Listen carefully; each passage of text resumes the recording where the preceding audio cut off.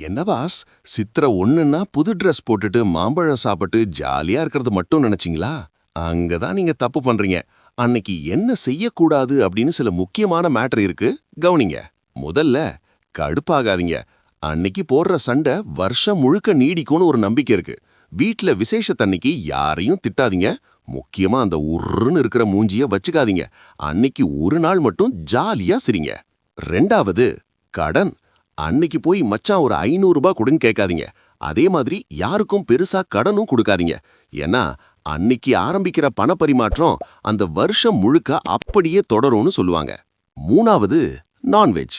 மத்த நாள்லாம் ஓகே, ஆனா புத்தாண்டு அன்னைக்கு அந்த கறி குழம்புக்கு கொஞ்சம் லீவு விடுங்க.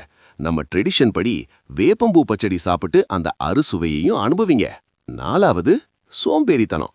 அன்னைக்கு நாள் முழுக்க பெட்ல உருண்டு தூங்குறது, அப்புறம் பாத்துக்கலான்னு தள்ளி போடுறது, இதெல்லாம் வேணாம். அன்னைக்கு ஒரு எனர்ஜியான ஸ்டார்ட் கொடுங்க.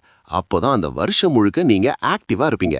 ஐந்தாவது, பழைய கவலைகளை எல்லாம் தூக்கி போட்டுட்டு இந்த சித்திரை ஒன்ன செமையா கொண்டாடுங்க. எல்லாருக்கும் இனிய தமிழ் புத்தாண்டு நல்வாழ்த்துக்கள். இந்த டிப்ஸ் பிடிச்சிருந்தா மறக்காம லைக் பண்ணிட்டு உங்க ஃப்ரெண்ட்ஸுக்கும் ஷேர் பண்ணுங்க.